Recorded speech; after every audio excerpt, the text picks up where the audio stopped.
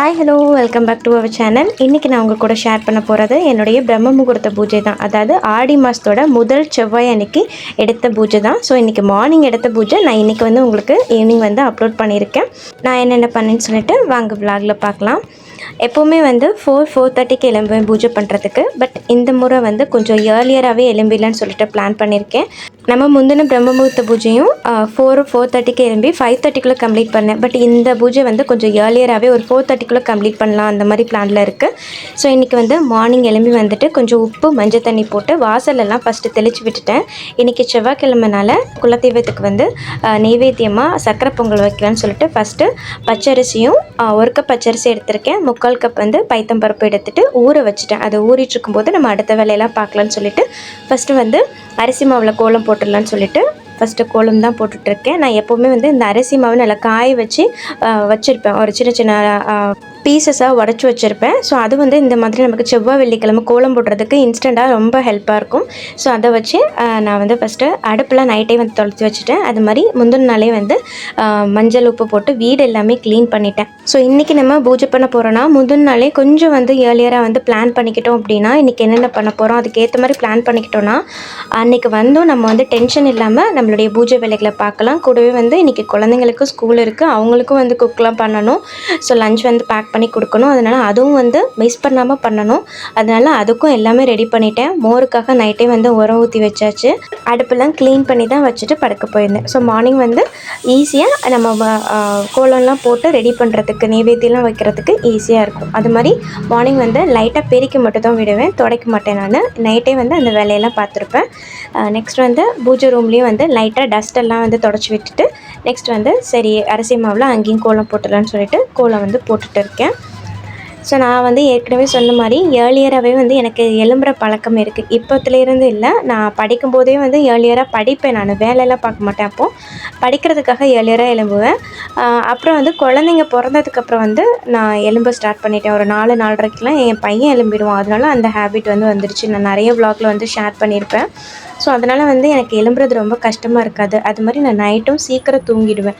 So நைட்டே நம்ம சீக்கிரம் தூங்கிட்டோம் அப்படின்னா நமக்கு அலாரம் அடிக்கும்போது டக்குன்னு எழும்பிடலாம். ஏன்னா அவ்வளோ டயர்டாக இருப்போம். நம்ம அலாரம் அடிக்கும்போது கண்டிப்பாக எழும்புறது கஷ்டமாக இருக்கும். பட் நம்ம மைண்டை செட் பண்ணிக்கிட்டோம் அப்படின்னா கண்டிப்பாக அலாரம் 1 or 2 டைம்ஸ் அடிக்கும்போது எழும்பிடலாம். நான்லாம் இப்போ 1 டைம் அடித்தாலே எழும்பிடுவேன். சப்போஸ் அந்த 4:30க்கு அலாரம் வைக்கல மிஸ் பண்ணிட்டனாலும் அந்த டைமில் ஆட்டோமேட்டிக்காக எனக்கு முழிப்பு வந்துடும். ஸோ கோலம்லாம் போட்டுட்டு நெக்ஸ்ட் சாமிக்கு பஞ்ச பாத்திரத்தில் தண்ணியெல்லாம் மாற்றி வச்சுட்டு நெக்ஸ்ட் பூலாம் வச்சுட்டு இருக்கேன்.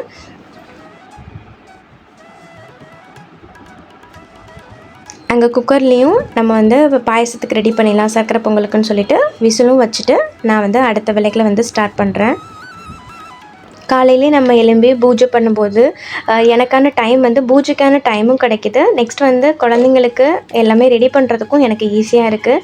அந்த நேரத்தில் மனசும் ரொம்ப அமைதியாக இருக்கும். அந்த காற்று, அந்த கிளைமேட்டு, அந்த சிச்சுவேஷன் எல்லாமே ஒரு பீஸ்ஃபுல்லான ஒரு மைண்டு கொடுக்குது. உண்மையாகவே சொல்லணுன்னா அதுவும் நம்ம வேலைகளை சீக்கிரமாக முடிக்கிற மாதிரி இருக்குது. கூடவே நமக்கு நிறைய பாசிட்டிவ் தாட் வருது, நிறைய டைமும் இருக்குது. இன்றைக்கி டியூஸ்டேனால் நான் பஞ்சகாவிய விளக்குக்காக தான் நெய் ஊற்றி திரி போட்டு வச்சுருக்கேன். எப்போவுமே பஞ்சத்திரி போட்டு வைப்பேன். திரியும் 2 திரி போட்டுப்பேன் நான். கூடவே இன்றைக்கி வெளியிலையும் விளக்கு வைக்கிற பிளான் இருக்குது. இந்த ஆடி மாதம் முழுதுமே ஒரு 21 டேஸ்க்கு கண்டினியூவாக இந்த பூஜை பண்ண போகிறேன் நான். ஏற்கனவே நம்ம பண்ணியிருக்கோம்.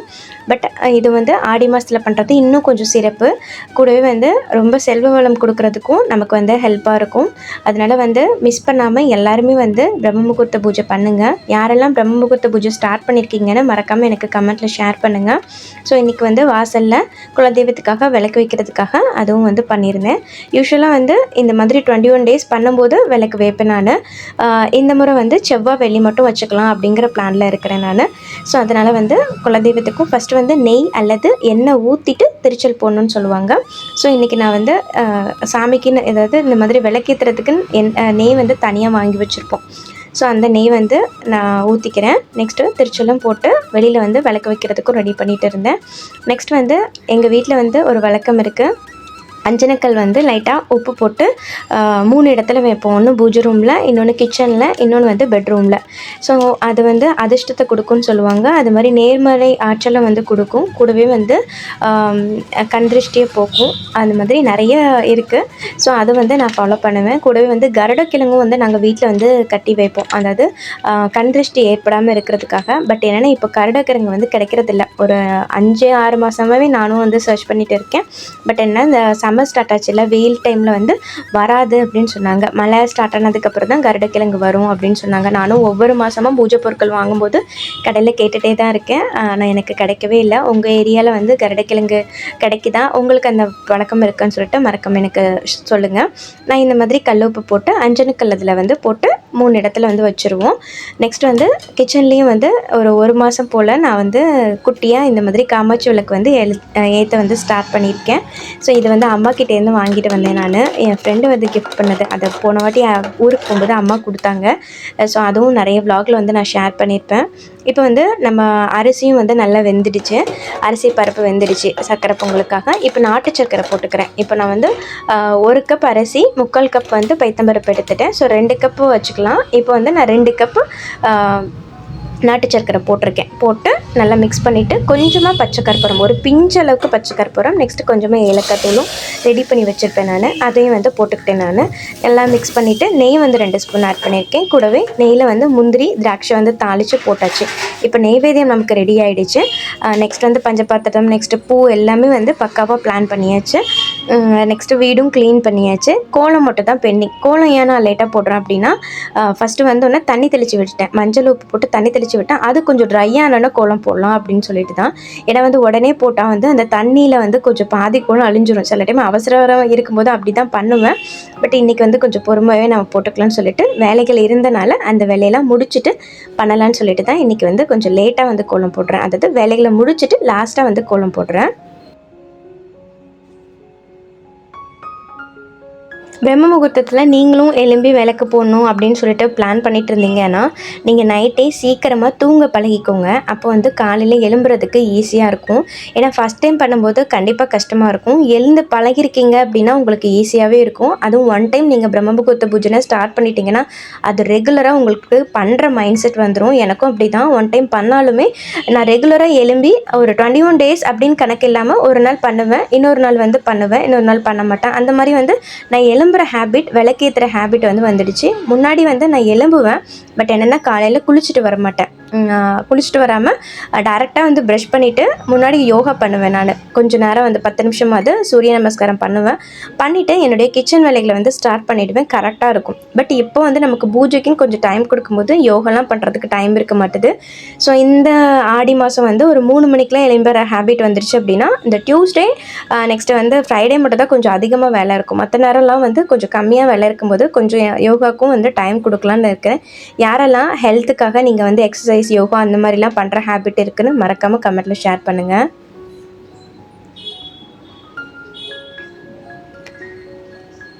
சார் நான் போன முறை வந்து காவியும் வாங்கி வச்சுருந்தேன்னு சொன்னேன் இல்லையா, அதனால் காவியும் கொஞ்சம் இன்றைக்கி வந்து டியூஸ்டே ஃப்ரைடே மட்டும் போட்டுக்கலான்னு சொல்லிட்டு காவி கலர் வந்து லைட்டாக கொடுத்துட்டு இருந்தேன். இந்த கோலமாவுமே வந்து நான் வீட்லேயே வந்து ரெடி பண்ணிடுவேன். அதாவது கோலமாவும் வாங்கிப்பேன், அரிசி மாவு வந்து மிக்ஸ் பண்ணிடுவேன். அப்போ வந்து நமக்கு அதிகமாக குவான்டிட்டியும் கிடைக்கும், இந்த மாதிரி டார்க்காகவும் இருக்கும். அப்போ வந்து நமக்கு நல்லா அழகாக பெருசாக போடவும் நல்லா ப்ரைட்டாக போடுறதுக்கும் ஹெல்ப்பாக இருக்கும். நான் ஆடி மாத ப்ரிப்பரேஷனுக்கான வீடியோ வந்து ஏற்கனவே கொடுத்துருப்பேன். அதே மாதிரி பிரம்ம முகூர்த்த பூஜையோட வீடியோஸும் வந்து ஒரு பிளேலிஸ்ட்டாகவே இருக்குது. 4 AM ரூட்டீன் அல்லது வந்து பூஜா ரொட்டீனில் வந்து நீங்கள் பார்க்கலாம்.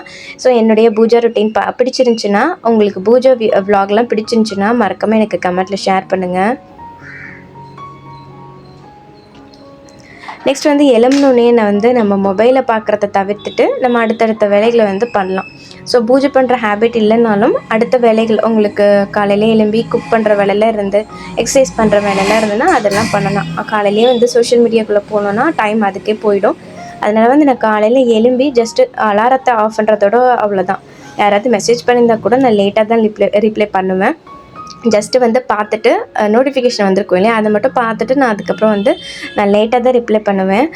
ஏன்னா வந்து அதில் நம்ம டைம் ஸ்பெண்ட் பண்ண வேண்டாம் அப்படிங்கிறது தான். எனக்கு காலையில் எழும்பி ஜஸ்ட்டு வந்து நம்ம யூனிவர்ஸ்க்கு தேங்க் பண்ணுறதா இருக்கட்டும், நெக்ஸ்ட் வந்து நம்மளுடைய கிராட்டிடியூட் எழுதுறதா இருக்கட்டும், எல்லாருக்குமே வந்து நான் வந்து பழக்கப்படுத்தியிருக்கேன். நிறைய வீடியோவில் அதையும் நான் ஷேர் பண்ணியிருக்கேன். ஸோ அதெல்லாம் வந்து ஒரு பாசிட்டிவ் மைண்ட் செட்டை கொடுக்குது. ஸோ நம்ம வாழ்க்கையில் வந்து என்னடா வாழ்க்கை நிறைய பேர் யோசிப்போம் இல்லையா, அதெல்லாம் இல்லாமல் நம்மளை விட எவ்வளோ பேர் கஷ்டப்பட்டுட்ருக்காங்க. பட் இவ்வளோ தூரம் கடவுள் நமக்கு கொடுத்துருக்கிறதுக்கே நமக்கு தேங்க் பண்ணுறதுக்கு 1000 விஷயம் இருக்குது. நீங்கள் யோசித்து பார்க்கும்போது தான் தெரியும், நம்மளை விட பெரியவங்களாக இருக்கிறவங்க, அதாவது ஒரு ஹை பொசிஷனாக இருக்கிறவங்கள பற்றி யோசிச்சா தான் நமக்கு வந்து என்னடா வாழ்க்கைன்னு தோணும். பட் நம்மளை விட லோ பொசிஷனாக இருக்க எத்தனையோ பேர் இருக்காங்க. அவங்கள யோசிச்சு பார்த்தோன்னா கடவுள் அவங்கள விட நம்மளை எவ்வளோ வந்து உயரமாக வச்சுருக்காரு அப்படின்னு சொல்லிட்டு தெரியும். அதுக்கு நான் அவங்கள வந்து தாழ்த்தி பேசலை. பட் கடவுள் நமக்கும் வந்து ஒரு நல்ல லைஃப்பை தான் கொடுத்துருக்காரு அப்படின்னு சொல்லிட்டு எனக்கு புரிய வந்ததே வந்து இந்த மாதிரி மார்னிங் எழும்பி நான் கிராட்டிடியூட்லாம் எழுத ஆரம்பித்ததுக்கப்புறம் தான். ஸோ நமக்கு வந்து தேங்க் பண்ணுறதுக்கு 1000 விஷயங்கள் இருக்குது. அதை புரிஞ்சுக்கிறதுக்கே ஒரு ஒரு டைம், ஒரு புரிதல் வேணும்னு நினைக்கிறேன் நான். அதெல்லாம் எனக்கு கிடைச்சது வந்து இந்த பிரம்ம முகூர்த்த பூஜையால் தான். அது இந்த மார்னிங் எழும்பி நம்ம அதை யோசித்து நம்மளுடைய கோலாக இருக்கட்டும், நம்மளுடைய வந்து யூனிவர்ஸ்க்கு தேங்க் பண்ணுறதா இருக்கட்டும், எல்லாமே வந்து எனக்கு ஒரு நல்ல ஹேபிட்டை வந்து கொடுத்துருக்கு, இந்த மாதிரி மார்னிங் எழும்புகிற ஹேபிட்டு.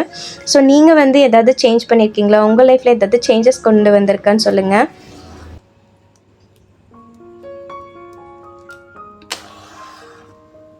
அது மட்டும் இல்லைங்க, ஒரு குட் நியூஸ் வந்து உங்ககிட்ட நான் ஷேர் பண்ணணும்னு நினச்சிருக்கேன். நமக்கு வந்து பிரம்ம முகூர்த்த பூஜையில் வந்து நிறைய விஷ் வைப்போம். கண்டிப்பாக எல்லாமே 1 by 1 நடக்கும்.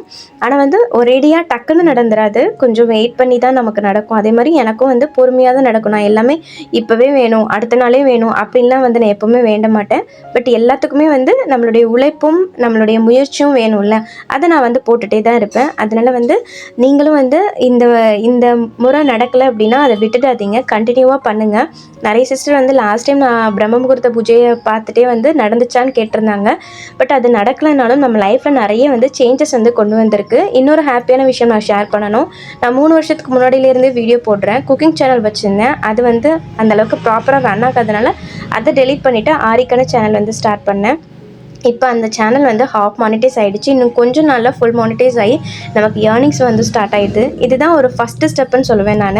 ஸோ ஏதாவது ஒரு விஷயம், நல்ல விஷயம் நடக்குது இல்லையா, இவ்வளோ வருஷம் நடக்காமல் நம்ம பூஜைகள்லாம் ஸ்டார்ட் பண்ணும்போது நடக்கும்போது அதுவே ஒரு பாசிட்டிவ் மைண்ட் செட் தான். கூடவே வந்து என்னுடைய பிஸ்னஸாக இருக்கட்டும், எல்லாமே வந்து நல்ல லெவலுக்கு வந்து க்ரோ ஆகிட்டு இருக்குது. ஸோ எல்லாமே வந்து ஒரு ஹவுஸ் ஒய்ஃபாக இருக்கும்போது நம்ம வீட்டிலேருந்து ஏதாவது ஒரு சின்ன ஏர்னிங்ஸ் வந்து ஸ்டார்ட் பண்ணணும்னு நினைப்போம். அதுக்கு ஒரு முதல் ஸ்டெப்பாக தான் நமக்கு வந்து பூஜை வந்து ஹெல்ப் பண்ணும். இப்போ நான் நெய்வேத்தியம்லாம் வச்சு நெக்ஸ்ட் வந்து வெளியில் வாசலில் விளக்கு ஏற்றிட்டு நெக்ஸ்ட் வந்து வீட்டுக்குள்ளேயும் வந்து விளக்கு ஏற்றிட்டு பூஜை எல்லாம் முடிச்சாச்சு. ரொம்ப ஹாப்பியாகவே ரொம்ப மன நிறைவாக வந்து நான் முடிச்சிட்டேன். நெக்ஸ்ட்டு வந்து இன்றைக்கி வந்து வேப்பிலை எதுவும் நான் எடுத்துக்கல. ஏன்னா வந்து போன வாரம் கட்டின வேப்பிலையே வந்து இன்னும் அந்த அளவுக்கு வந்து காயில், அதாவது நிலவாசலில் கட்டியிருக்குது. ஸோ நான் ஃப்ரைடே தான் கட்டினேன். அதனால ஃப்ரைடே வந்து நம்ம சேஞ்ச் பண்ணிக்கலாம்னு சொல்லிட்டு இது இன்றைக்கி எதுவும் சேஞ்ச் பண்ணிக்கல. ஸோ ரொம்ப ஹாப்பியாக வந்து பூஜையை வந்து முடிச்சாச்சு.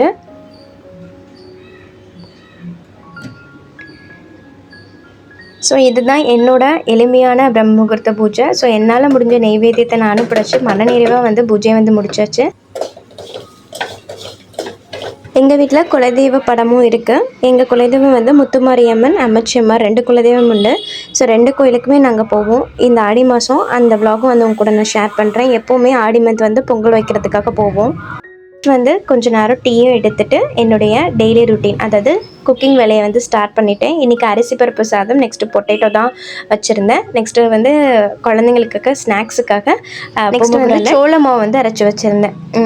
வெள்ளைச்சோளம் வந்து சாட்டர்டேவே அரைச்சி வச்சுட்டேன். ஸோ அது வந்து இன்றைக்கி தான் வந்து புதுசாக எடுத்திருக்கேன். அதில் வந்து நம்ம தோசை, இட்லி மட்டும் இல்லாமல் நெக்ஸ்ட்டு பணியாரமும் போட்டுக்கலாம். ஸோ தோசை வச்சு தக்காளி சட்னி வச்சு இன்னையோட வேலையை முடிச்சாச்சு. பஞ்சகவ்ய விளக்கும் நல்லா வந்து எரிஞ்சிருந்துச்சு. ஸோ அதை வந்து கொஞ்சம் அந்த சாம்பல்லாம் நம்ம நெத்திலையும் வச்சுக்கலாம், இந்த மாதிரி செடிங்களுக்கும் போட்டுடலாம். ஸோ செடிங்களுக்கும் போட்டுட்டு அங்கே வந்து கொஞ்சம் ஊதுபத்தி துகள்கள்லாம் இருக்கும் இல்லையா, அதெல்லாம் வந்து டஸ்ட்டு மட்டும் க்ளீன் பண்ணி வச்சுருவேன். ஏன்னா அப்புறம் பூஜை ரூமை பார்க்கும்போது ஏதோ ஒன்று மிஸ் ஆன மாதிரியே இருக்கும், அதனால் லைட்டாக வந்து தொடச்சி விட்டுடுவேன்.